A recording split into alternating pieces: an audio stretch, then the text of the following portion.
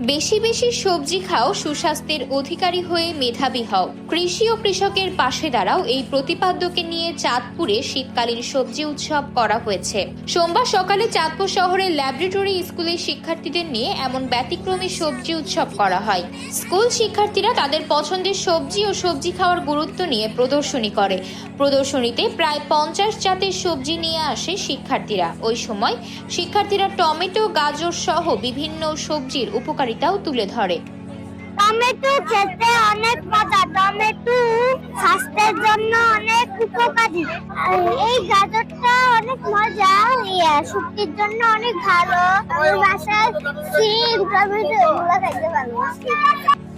শিক্ষার্থীদের সাথে অর্ধশত জাতের সবজি দেখতে অভিভাবক ও সুধীজনদেরও ভিড় জমে। অভিভাবকরা জানান, পাঠ্য বইয়ের শিক্ষার পাশাপাশি শিশুদের বিনোদন আকারে শিক্ষা দিতে পারি, বাচ্চারা তা উপভোগ করে এবং তা আনন্দের সাথেও গ্রহণ করে। এখানে এসে শিক্ষার্থীরা সবজি সম্পর্কে অনেক কিছুই জানতে পেরেছে এবং শিক্ষার বিষয়ে একঘেয়েমি বিষয়টা আর নেই।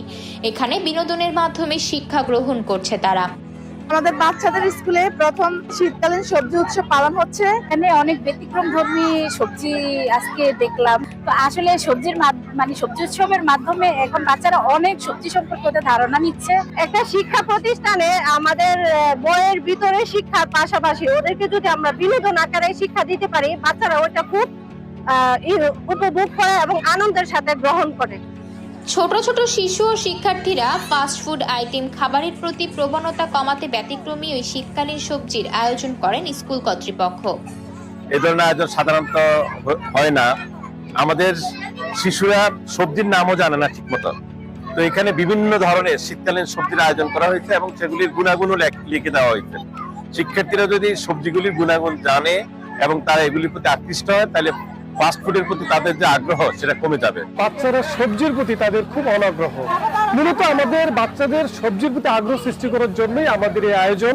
এই যে আজকে যে সবজিগুলো আপনি দেখেছেন, এই বাচ্চারা কিন্তু নিজেরাই এগুলি সংগ্রহ করে এখানে নিয়ে আসছে এবং প্রত্যেকটা বাচ্চা এটার বাংলা নাম, ইংরেজি নাম এবং এটার যে উপকারিতা সবকিছু তারা বলতে পারবে। ব্যতিক্রম সবজির আয়োজন করে শিশু শিক্ষার্থীদের সবজি সম্পর্কে ধারণা দেওয়ার জন্য চাঁদপুর ল্যাবরেটরি স্কুল কর্তৃপক্ষকে ধন্যবাদ জানান শিক্ষক ও সুধী সমাজ।